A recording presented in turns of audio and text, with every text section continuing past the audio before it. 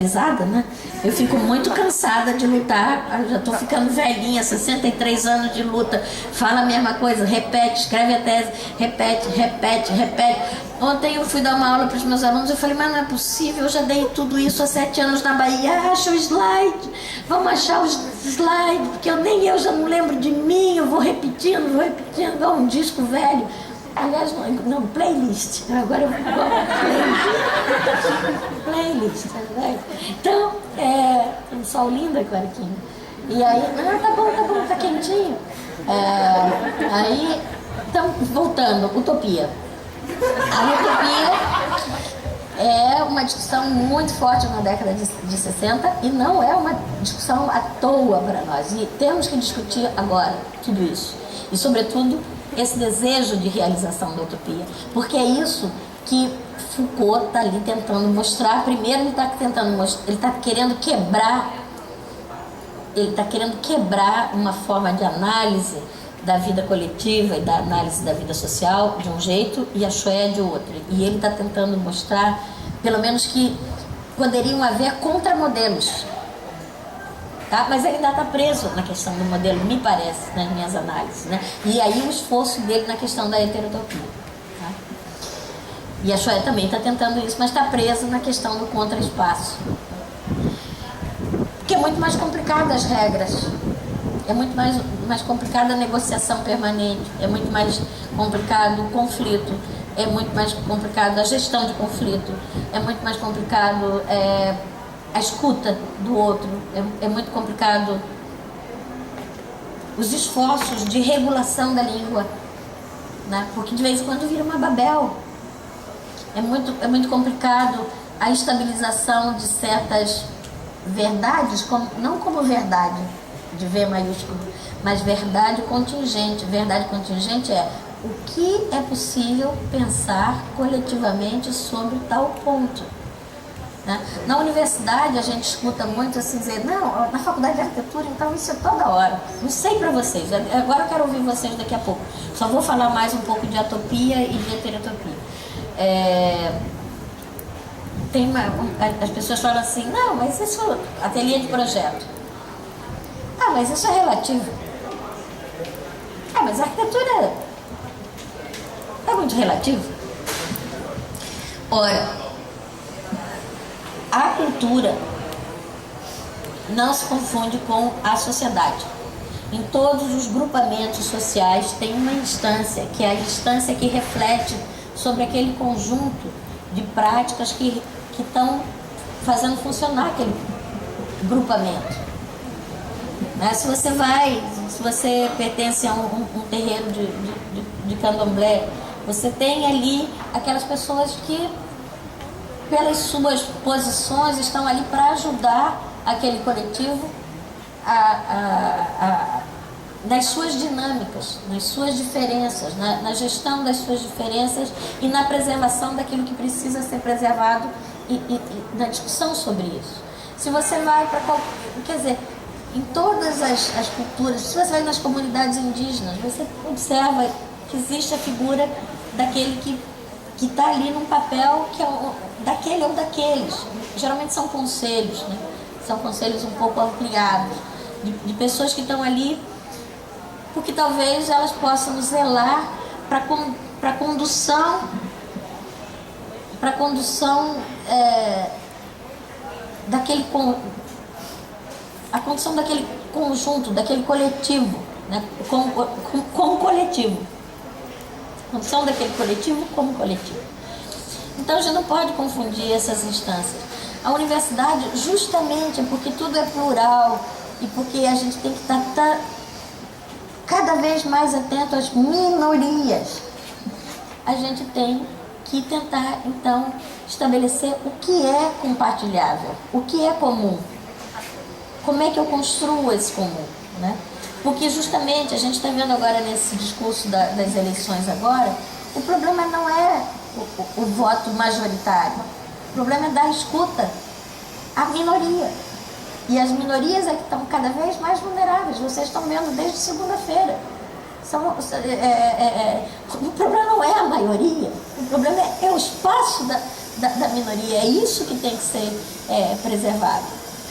Então, naqueles anos 60, eles estão tentando pensar essa maneira complexa, começar a pensar a maneira complexa, que muitos de nós continuamos escavando desde os anos 60.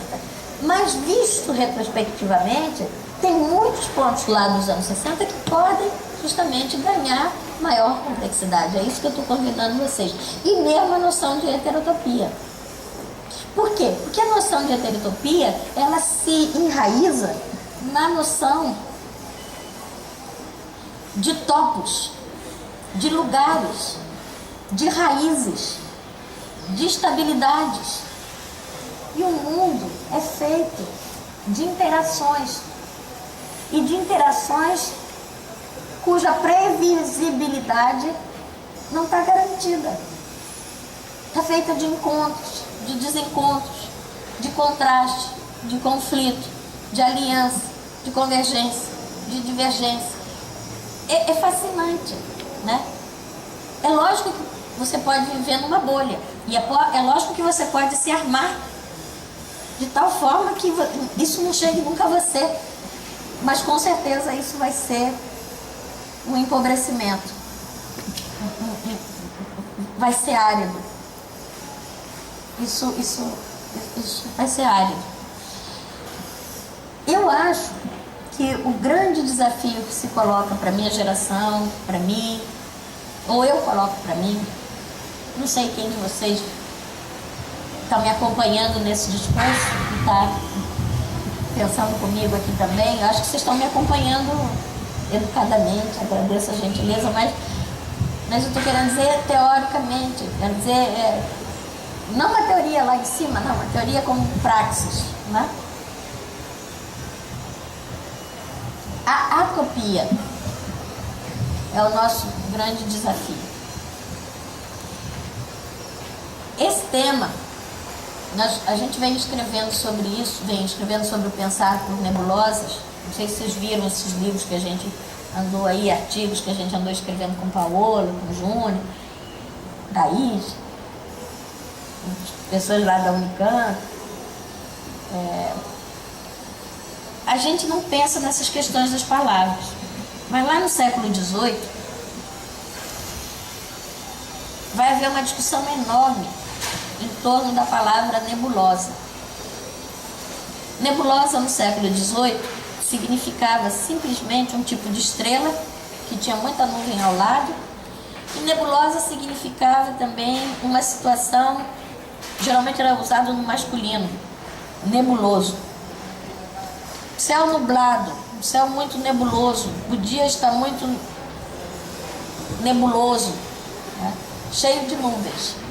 E no século XVIII isso vai, nebulosa, a palavra nebulosa vai ganhar uma nova acepção, que eu escrevi num desses artigos, mas o problema não é nem tanto a palavra nebulosa, é o que essa mutação de sentido que a palavra vai sofrer entre meados do século XVIII, 1750 e poucos, e 1800, a palavra muda de significado.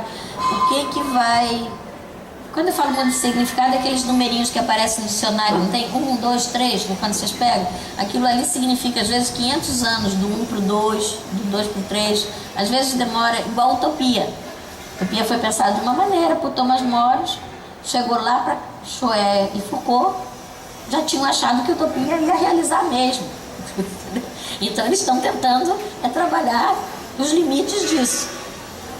Já tinha mudado, não tinha mais a palavra que o Thomas More colocou, não tinha mais ambiguidade, não era aquele utopia, utopia, bom lugar, esse eu e esse lugar inexistente, não tinha mais essa flutuação que ele botou em todo o texto, vocês sabem disso, né?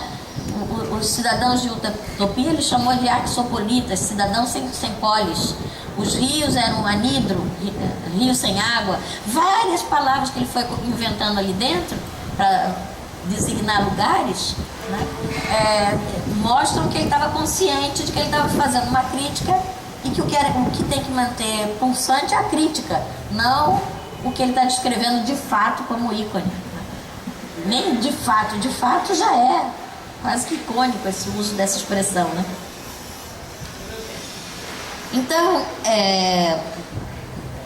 a palavra atopia, né, ela tem a ver com umas discussões lá do século XVIII, que era um momento de construção dos estados nacionais, né, grandes estados nacionais, e que começa a haver uma crítica.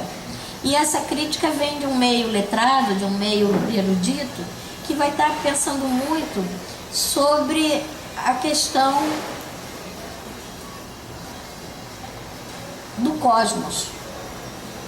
Até então, a ideia de mundo é uma ideia de mundo quase que de uma bola dentro de uma bola.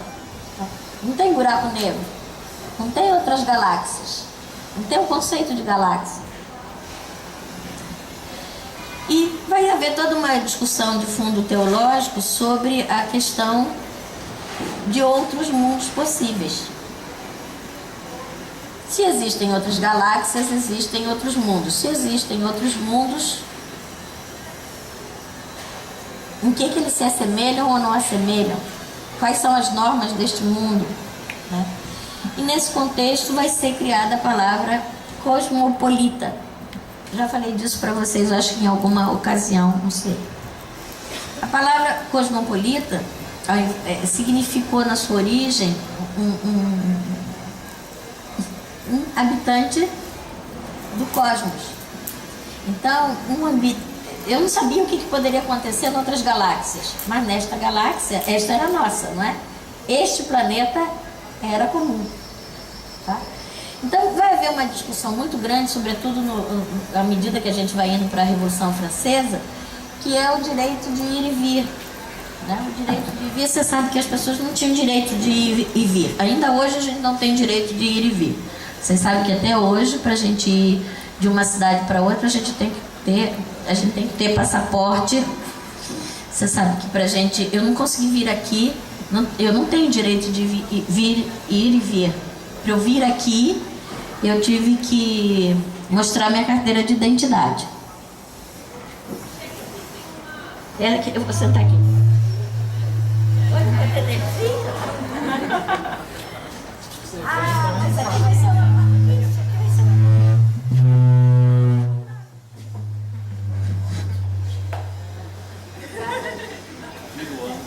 Então, a gente não pensa nisso, tá? Mas a gente não tem direito de ir e vir. Quantas vezes vocês veem as pessoas serem barradas nas fronteiras? Pode entrar. Agora no avião da Avianca, eu vi uma cena de pura intolerância. Por sorte era uma mulher e um cara. O cara votou Bolsonaro, tenho certeza. Porque o moço era músico e teve que apresentar a carteira de identidade. A carteira de identidade dele estava velha. Lógico, o músico deve sair, beber, guarda na carteira, vai pro carnaval, sei lá, a carteira dele de identidade não estava direito. E a moça começou a implicar e chamou inclusive a supervisão, porque eu acho que ela começou a ficar com medo dela implicar sozinha, chamou a supervisão. Mas aí a supervisão demorou. E aí ela ficou insistindo com o cara, mas o senhor não tem outro documento? Não queria deixar ele entrar. Aí ele achou o passaporte dele, mostrou o passaporte, ela deixou passar. E aí o rapaz que chegou, queria ser implicante, começou a ser implicante, aquela gente que está agora implicando que você tem 2 volumes, se não tem 2 volumes, se não tem... Ele era músico, estava com um violão e estava ainda com... Ficou para trás do grupo dele, ainda estava com outro segundo violãozinho pequeno, né? E estava com uma mochila. Então o cara queria implicar, nitidamente era para encher a paciência, não era para nada. Bom, mas então a gente não tem direito de ir e vir.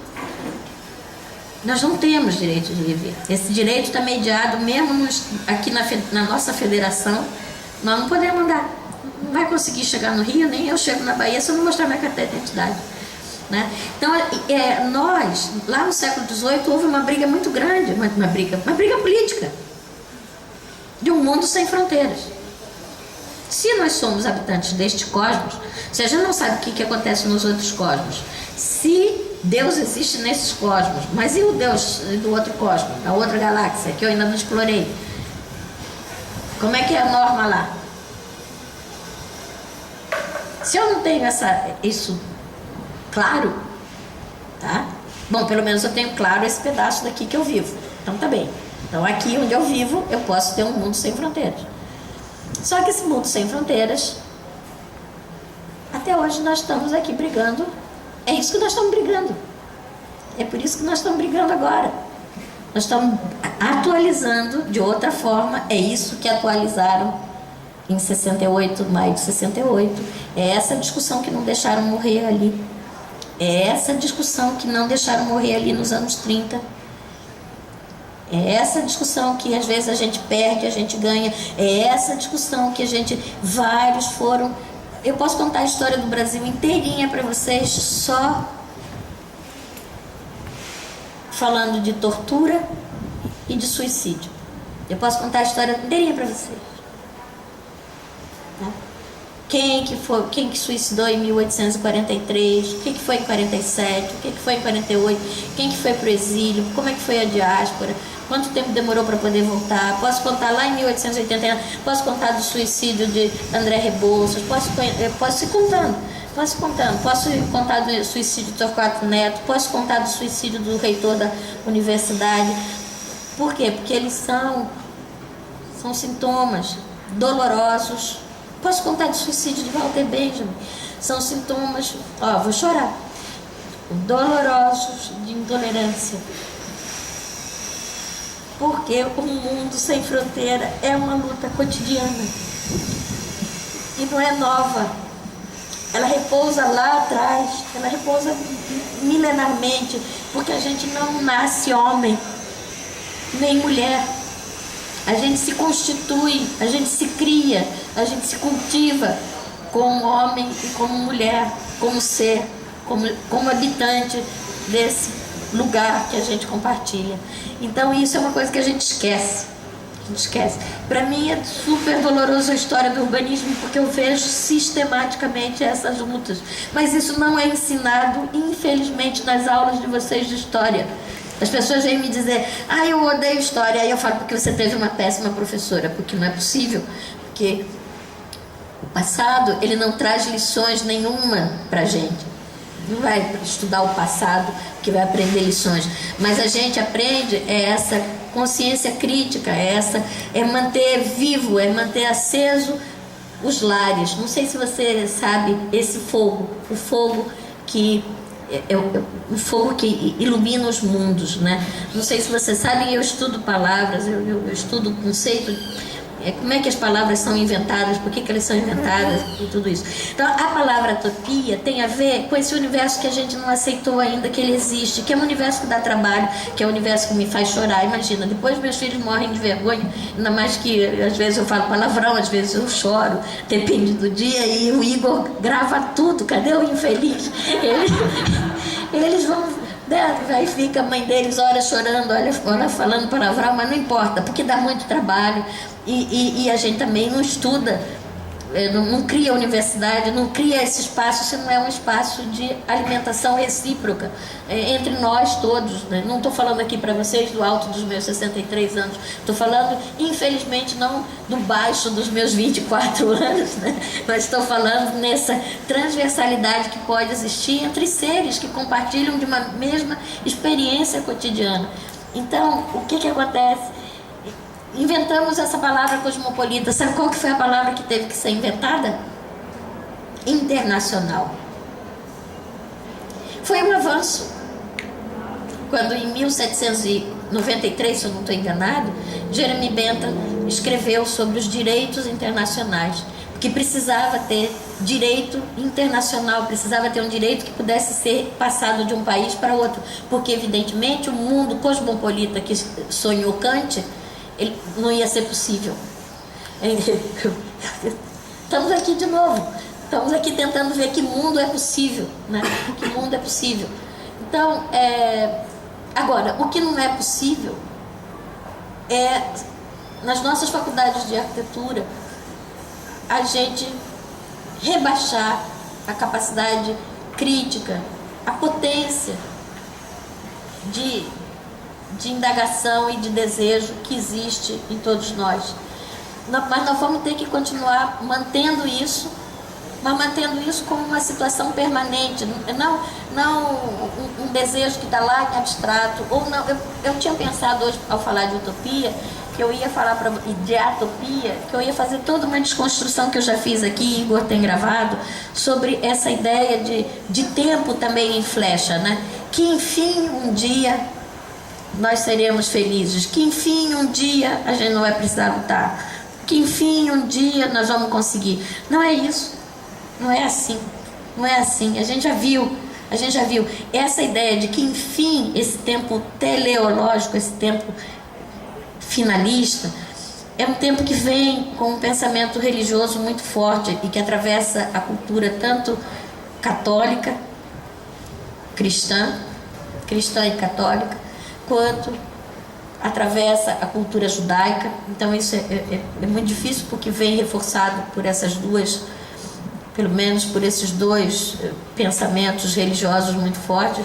E eu, quando vinha hoje no avião pensando, bom, o que eu vou falar nessa conversa lá com a Júnia, eu fiquei pensando que eu tinha que voltar a pensar sobre a influência budista no pensamento do século XVIII, porque eu fiquei pensando, os budistas têm muito a ver com outro conceito do século XVIII. Bom, vocês não sabem, mas século XVIII teve um descobrimento assim da China, e nos anos 20 também. Quando eu quis estudar Bauhaus um tempo, mas eu não leio alemão, mas leu-se muito naqueles anos sobre cultura chinesa nos anos 20 e leu-se muito sobre a China no século XVIII. Voltaire. Eu tenho lá em casa, chegou uma época que eu cheguei a explorar isso, né? Mas a cultura chinesa, eu fiquei pensando, ela tem essa coisa da Spinoza, um pedaço dos jesuítas, cadê meu Spinoza? Essa cultura, essa coisa de cultura como cultivo, né? Que vem de baixo, né? Então não é um tempo assim em flecha, né? É um tempo que vai sendo assim, não é a visão de tempo é outra, a visão de sim, exatamente, mas também não é só também como a base grega do Aion e do Cronos, não é isso, porque me parece que é uma coisa mais ligada a um sentimento de autoconstrução, também tem essa coisa que liga, não é só um tempo, é tempo, espaço e evidentemente existência, né? Modalidade de existência, como é que você faz isso? E a atopia, me parece que é essa espécie de abismo, né? Atopos, essa aceitação de um mundo sem lugar fixo, né? Lugar movente, construir-nos para estarmos moventes e estarmos atentos. Do dia eu falei para a Paola, do mesmo jeito que ela não quer que a gente fale mais representação, porque ela acha que mais atrapalha do que ajuda, eu falei para ela, acho que eu não vou mais falar em narrativa. E daqui uns dias não vou falar mais sequer, né? Não vou falar nem narrativa nem montagem. Por quê? Porque Camarote está falando narrativa. Então, aí ela fala, não, mas temos que disputar. Bom, tem certas disputas que valem a pena, outras a gente volta a falar a palavra velha. Não, discurso, estou estudando aqui o discurso, estou estudando o relato, estou estudando aqui o texto, estou estudando... Não precisamos falar narrativa, a gente pode falar outra coisa. Então, você tem que estar atento, porque o que pode hoje funcionar assim, amanhã pode não funcionar assim.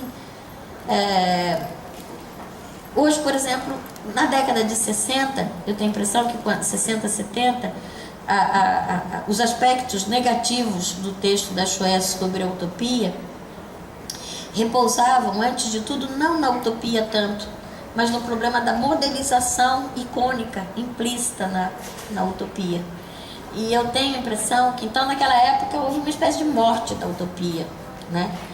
que veio com a crítica do funcionalismo e com esse pragmatismo exacerbado, com essa previsibilidade, com esse mundo de certezas também que se deseja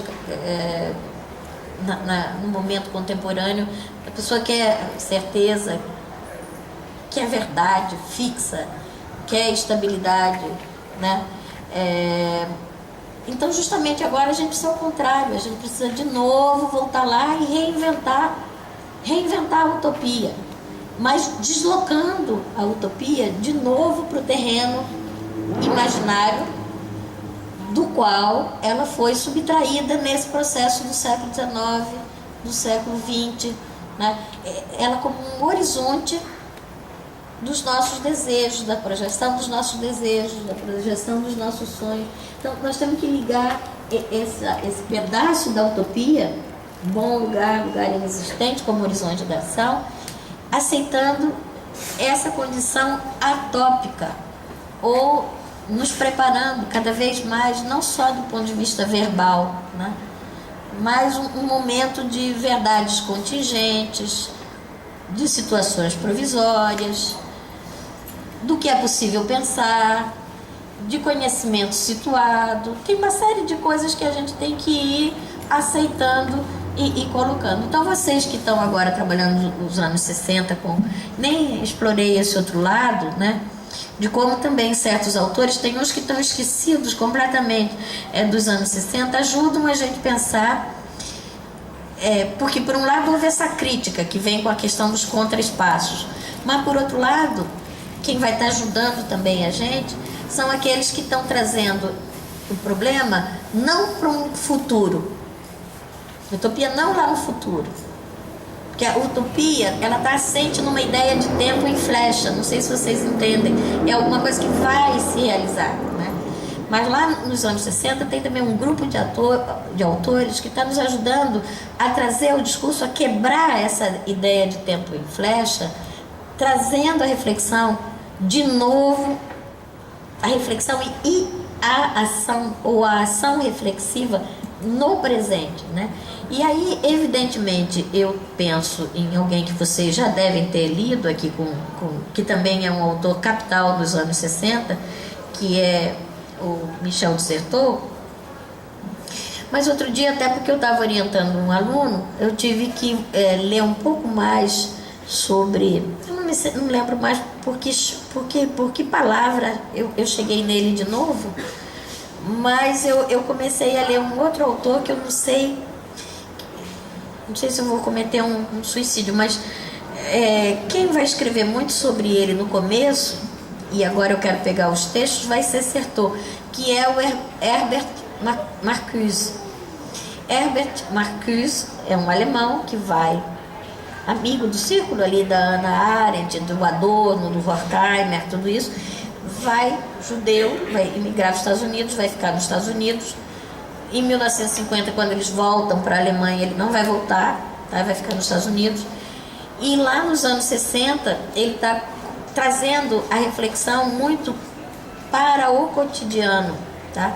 E as editoras que vão traduzi-lo e as primeiras resenhas do livro dele vão ser feitas pelo Michel de Certeau. Então eu fiquei me perguntando se também, será que Certeau não pegou toda essa questão do cotidiano, da convivência com o Marcuse? Eu fiquei pensando nisso, isso é muito recente, é da semana passada para cá, são minhas especulações, mas acontece que eu acho que aquilo que a gente pensa, e quando vocês têm a bondade de me dar o espaço de palavra que eu estou tendo aqui, a gente tem que dividir com os outros tudo aquilo que a gente pôde pensar sobre as coisas.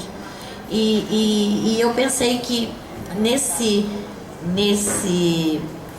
movimento em prol da atopia, de uma aceitação de um mundo que não é distópico, mas um mundo que, e nem eu vou ficar pensando heterotópico, mas é um mundo do movimento, um mundo das nebulosas, um mundo movente, um mundo do saber movente, um mundo em construção e reconstrução permanente, onde a gente vai agindo por tateamentos, né? A gente vai buscando não errar, a gente até erra, mas a gente busca não errar, a gente vai indo né? Nesse mundo de solidariedades que a gente vai construindo uns com os outros, que nos ajudam a pensar sobre as coisas. É lógico que nós vamos ter que desconstruir essa ideia de tempo em flecha. É lógico que nós vamos ter que A primeira coisa que nós vamos ter que destruir é essa questão passado, presente e futuro nessa relação causal tão grande e que faz o título da disciplina ser História Contemporânea. A aula de História 5. Aula de História... Aula. Aula. Hoje eu tenho aula. Hoje vai ser Júnior. Amanhã vai ser Edu. Eu vou aprender o que é aula com Edu, o que é aula com Júnior. Aula.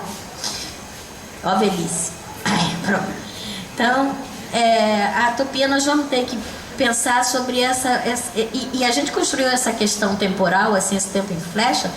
Nós estamos presos nele há uns 800 anos. Vários já tentaram quebrar. Tentamos quebrar lá no século XIX, tentamos quebrar nos anos 30, inventamos tempo cíclico, inventamos tempo de ruptura, várias tentativas nós já fizemos para quebrar essa noção de tempo. Agora nós temos pensado sobre modos de temporalização. Daqui uns dias eu vou ter que discutir isso também num outro seminário, como é que a gente pensa o tempo e como é que temporaliza as coisas. Mas a nossa reposicionamento da utopia, que eu penso, para mim, eu acho que é necessário que se faça agora, vai passar por uma reflexão sobre a noção de tempo. E pronto, não vou mais falar nada, cansei. E é isso. Muito obrigada.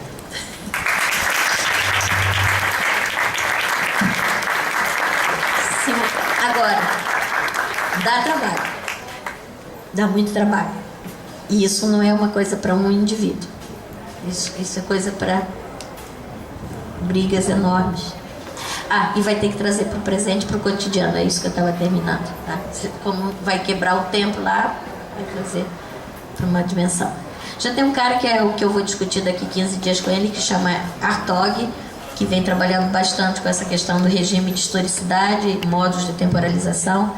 Mas a gente não precisa ir para a Europa para